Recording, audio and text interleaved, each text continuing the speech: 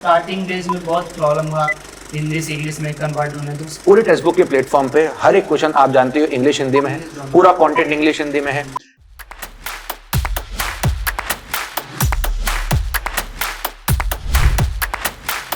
Hello everyone, this is Mohit here and welcome to the textbook. Guys, आज हम लोगों के साथ हैं सजन, जिनकी ऑल इंडिया रैंक 53 आई है एसएससी जेईई 2023 के अंदर, यानी कि 2023 में। तो कैसा लग रहा है सजन, सबसे पहले ये बताइए।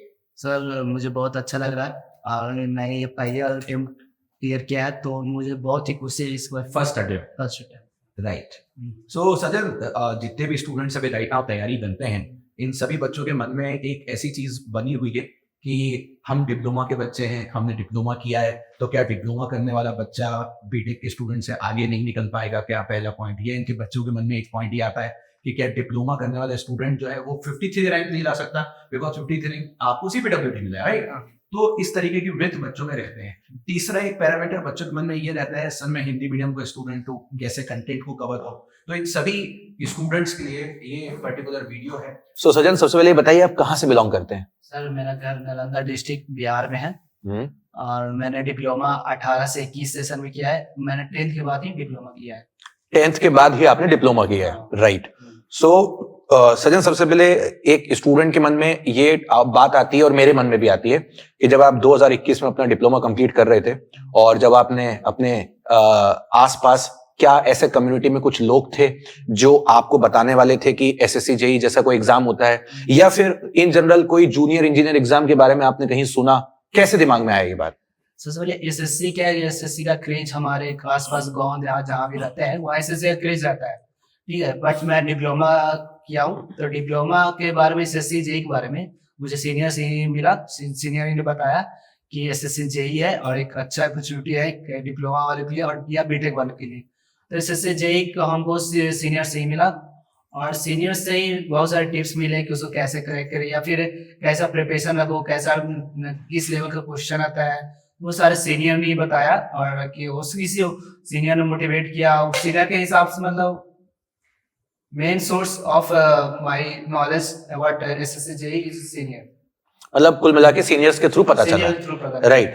तो ये सारी बातें भी पता चल चुकी थी उस टाइम पे कि एसएससी जेईई के through CPWD military engineering services BRO में पोस्टिंग मिलती है, इतना नॉलेज तक मिल गया था? हाँ, जब मैं एसएससी जेईई के बारे में वो जब सीनियर से पता चला तो मैं खुद ही पूछना स्टार्ट किया कि एसएससी जेईई में है तो कौन से डिपार्टमेंट से है। तो उससे थ्रू उन्होंने बताया कि CPWD, BRO, ABS, तो ये सब बारे में बताया, जिसके बारे में फिर मैंने यूट्यूब और गूगल में किया, उससे और डिटेल में गया एसएससी जेईई के बारे में। तो उससे मेरी क्यूरियोसिटी आई, तो उस क्यूरियोसिटी के कारण मेरे अंदर एक मोटिवेशन भी आया, उसका वर्क प्रोफाइल, उसका वर्क कल्चर और बहुत सारे फैसिलिटी जो देखकर मैं अपने आप में मोटिवेट हुआ। वो मेरा एक स्टार्टिंग था मेरा, राइट। सो जितने भी स्टूडेंट्स ये वीडियो देख रहे हैं उन सभी को बताना चाहूंगा कि एक सेल्फ मोटिवेशन वाला जो पार्ट होता है वो सबसे बेहतर होता है एक स्टूडेंट के लिए, because excess amount of knowledge आपके पास अवेलेबल है फ्री ऑफ कॉस्ट, लेकिन उसको कैसे आपको लेना है ये आप पे डिपेंड करता है। तो सजन, एक बात और मैं यहाँ पे पूछूंगा, स्कूल की जो एजुकेशन थी, जो स्कूल था, वो हिंदी माध्यम से था, इंग्लिश से था? मैं तो बिहार बोर्ड स्टेट बोर्ड से ही किया हूँ, हिंदी मीडियम ही पढ़ा हूँ। लेकिन जब मैं डिप्लोमा में आया तो वहाँ पर फुल्ली इंग्लिश ही था। बिहार में डिप्लोमा इंग्लिश में ही चलता है तो हिंदी का कोई सवाल नहीं। तो स्टार्टिंग डेज में बहुत प्रॉब्लम हुआ हिंदी से इंग्लिश में कन्वर्ट होने, तो उसके लिए मैं क्या किया, मतलब गूगल ट्रांसलेट उसको यूज किया, वोकैबुलरी मजबूत किया, फिर बुक्स पढ़े इंग्लिश वाले। तो वो करते करते फर्स्ट सेमेस्टर सेकंड सेमेस्टर बहुत प्रॉब्लम हुई, बट थर्ड सेमेस्टर से कंटिन्यूअस हम इंग्लिश में कंफर्ट हो गए। तो मैं इंग्लिश में पढ़ना स्टार्ट किया और मेरे को इजी लगा, फिर इंग्लिश में आने पे इजी लगा। अब सजन, आपकी तो ये कहानी है जो आपने अपनी इंग्लिश को इम्प्रूव करना कॉलेज में चालू कर दिया। तो आज की डेट में जो बच्चा कॉलेज में है वो हमारी इस वीडियो को देख के जान सकता है कि मैं कॉलेज से ही इम्प्रूव करना चालू कर दूं। लेकिन मान लीजिए ऐसे विद्यार्थी हैं बहुत सारे जो हमारे पुराने स्टूडेंट्स रहे हैं, जिन्होंने अपने डिप्लोमा के सेमेस्टर के एग्जाम भी इंग्लिश और हिंदी में मिक्स में दिए हैं, मिक्स में लिखते हैं वो, और जब वो कॉम्पिटिटिव एग्जाम की तैयारी करने आते हैं तो उनको इस तरीके का कोई सोर्स नहीं मिलता, क्योंकि एक डिप्लोमा में जब टीचर्स ने उनको पढ़ाया, टीचर्स ने उनके सामने इंग्लिश बोला या हिंदी बोला, मतलब हमें नहीं पता, लेकिन जब वो कॉम्पिटिटिव एग्जाम की तैयारी करने आते हैं एसएससी जेई की, तो बहुत बार उनके सामने ये लैंग्वेज का बैरियर आता है और उस स्टूडेंट को ये लगता है कि सर मुझे पर्टिकुलर अगर मैं बात करूं तो मुझे तुल्यकालिक मोटर ही सुनना है, मुझे प्रेरण मोटर ही सुनना है, परावैद्युतांक गुणांक ही सुनना है, मुझे परिणामित्र ही सुनना है, मुझे आधार संग्राहक और इन सब के बारे में बात करना है। जब हम बात करते हैं कलेक्टर एमिटर की, ये नहीं सर थोड़ा सा हिंदी चाहिए, ऐसे स्टूडेंट्स भी हैं।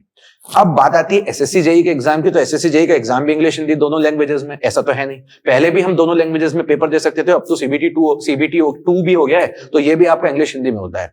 तो आज पूरे टेक्स्ट बुक के प्लेटफॉर्म पे हर एक क्वेश्चन आप जानते हो इंग्लिश हिंदी में है, पूरा कंटेंट इंग्लिश हिंदी में है। टीचिंग की अगर मैं बात करूं तो जैसे आपसे मैं पूछूंगा कि आप मेरे साथ कब से जुड़े, मतलब कब एक्सप्लोर किया इसको?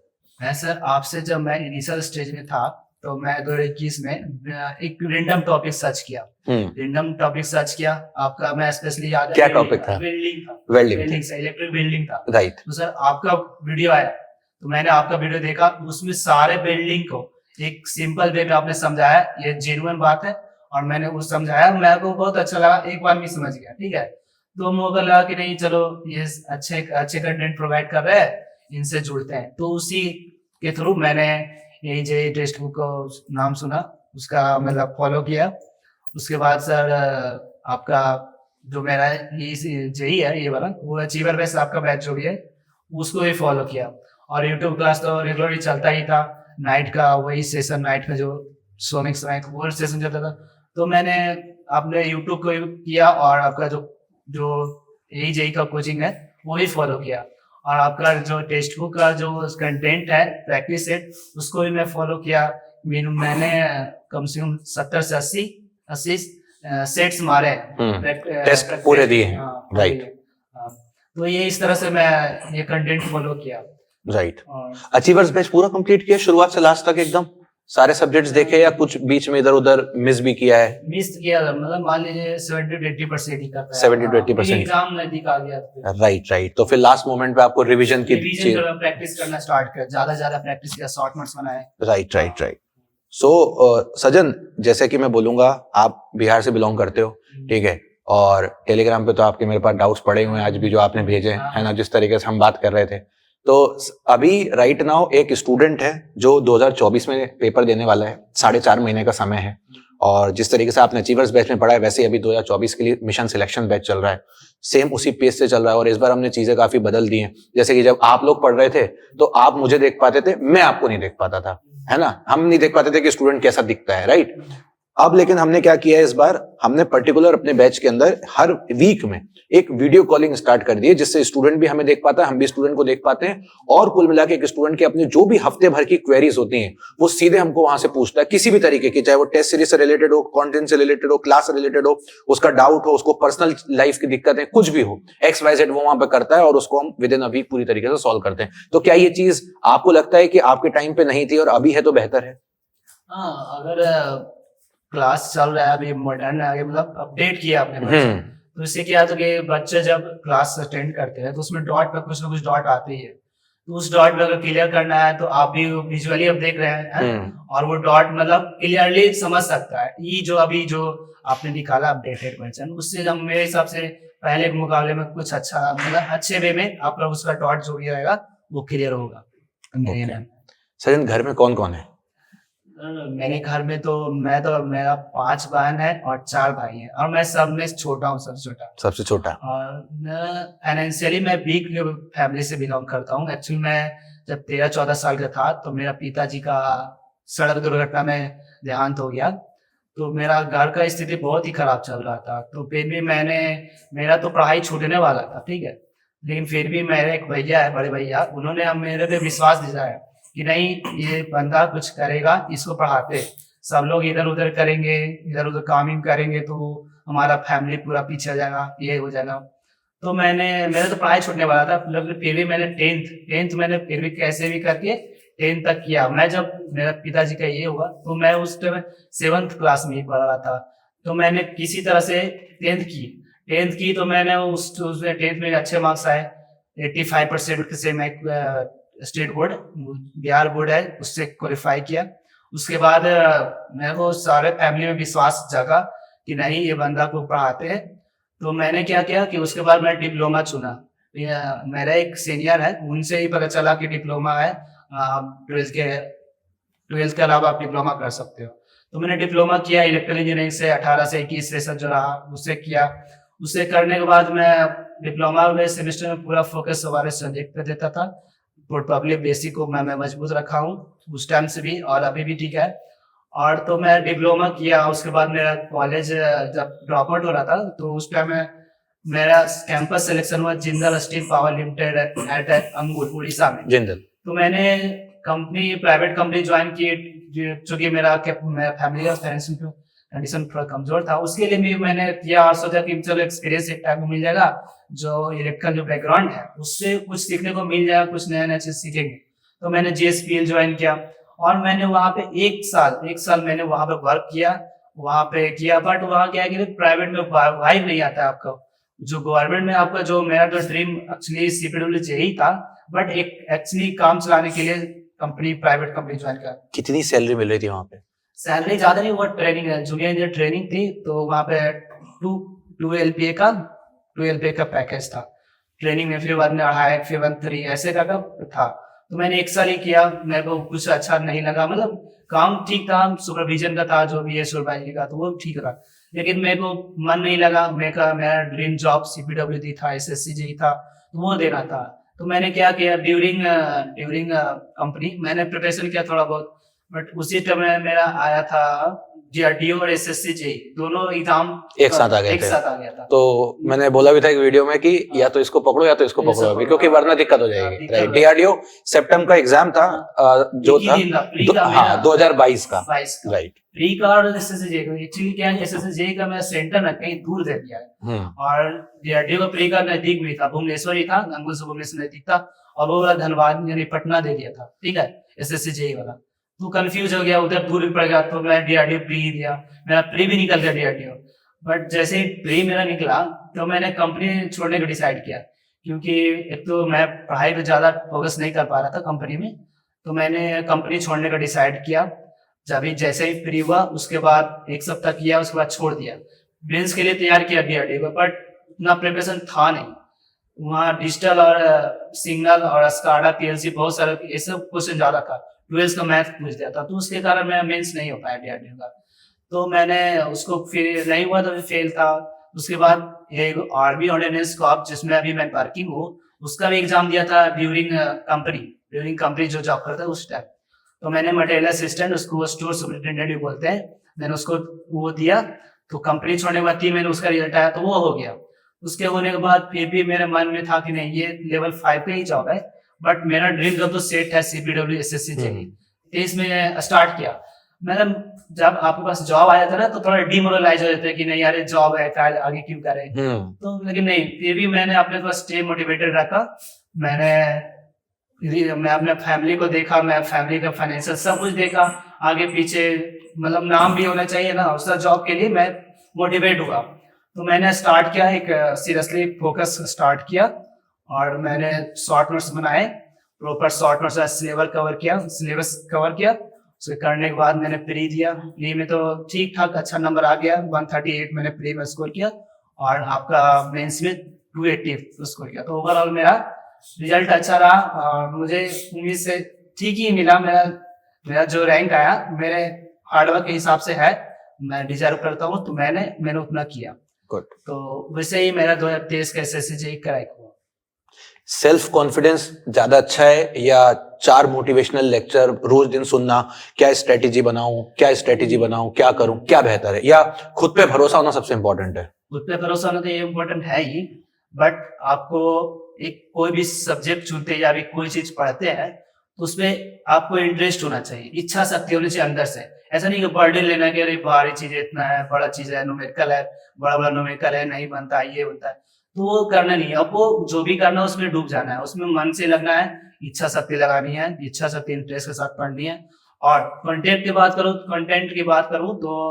कंटेंट के लिए आपको अगर यूट्यूब में आप देखते हैं कि आपको ये जो टीचर है वो आपको अच्छा लगे, तो अच्छा लगता है उसके उसी वे में जाइए, एक को फॉलो कीजिए, एक फॉलो करने पे आपको मतलब एक अच्छा सा बेस बन जाएगा, अच्छा सा एनवायरनमेंट मिलेगा। एक ही कंटेंट से आप 10 प्लेटफॉर्म अगर चुनेंगे तो आप कंफ्यूज हो जाएंगे कि राइट। किसका देखे ना देखे, किसका देखे, ऐसे करते करते आपको मतलब डायरेक्शन से चेंज हो जाएगा आपका जो डायरेक्शन है। तो मैं कहूंगा एक ही कंटेंट को पकड़िए, एक ही प्लेटफॉर्म को पकड़िए, उसी के थ्रू आप प्रिपरेशन करिए। सजन, अब इसके बाद क्या सोच रहे हो? सीपीडब्ल्यूडी ज्वाइन करने के बाद कुछ ऐसा दिख रहा है कि कुछ और सोचूंगा? बीटेक का दिमाग में आता है, जैसे बहुत सारे स्टूडेंट ऐसे हैं राइट नाउ अभी जो जेई की तैयारी कर रहे हैं, बट 1-2 साल से नहीं हो पा रहा है, तो अब घर से प्रेशर आ रहा है कि तुम कुछ तो करो, तो मन ही मन में सोच रहे हैं काम करते हैं सर बीटेक कर लेते हैं।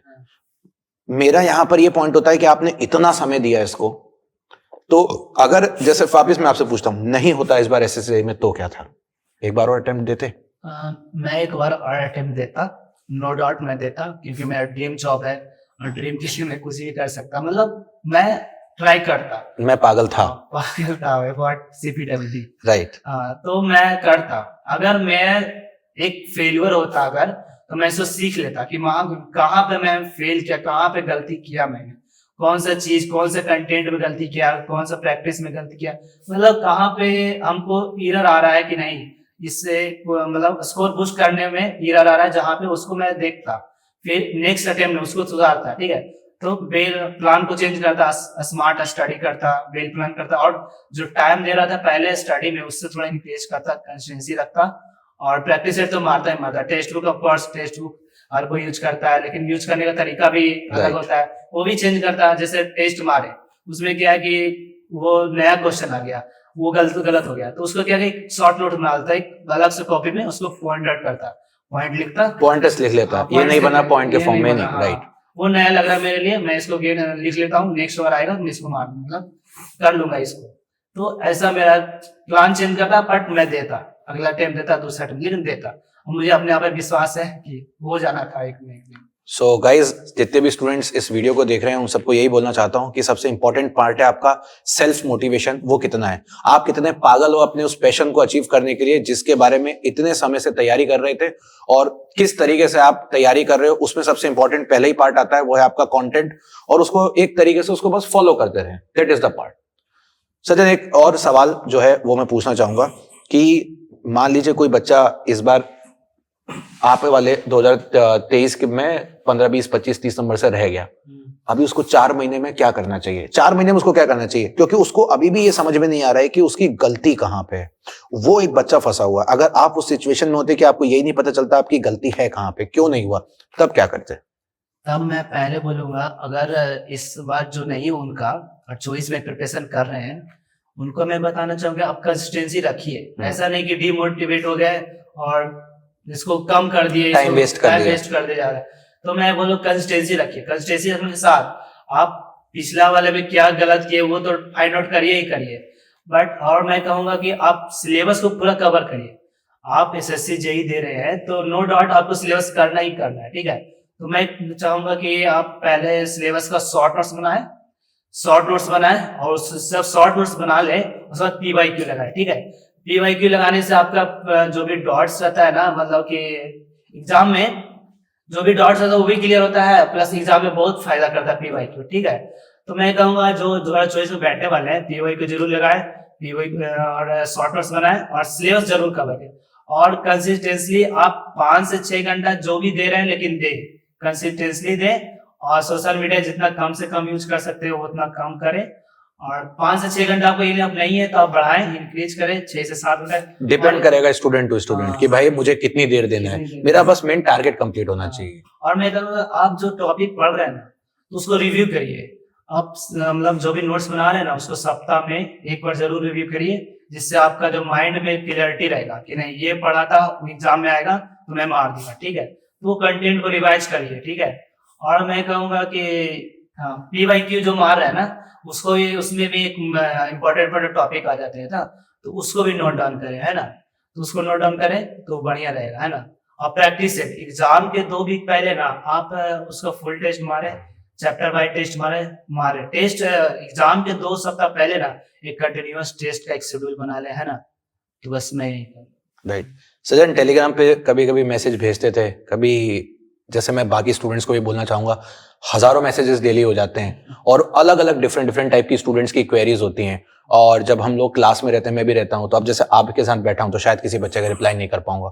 जब रात में भी टाइम मिलता है, दिन में भी टाइम मिलता है, तब मैं most of the time reply करता हूँ। कभी ऐसा हुआ आपको मैंने रिप्लाई नहीं किया? क्योंकि चैट तो मैंने स्टार्टिंग में तो सर आपने तो ना ही किया है। हाँ। फिर सर गुस्सा आया? गुस्सा तो रहेगा ही सर, हाँ। लेकिन फिर भी सर क्या कर सकते हैं, आपको भी तो बहुत सारे स्टूडेंट को डील करने होते हैं। फिर वो कैसे क्लियर करते थे?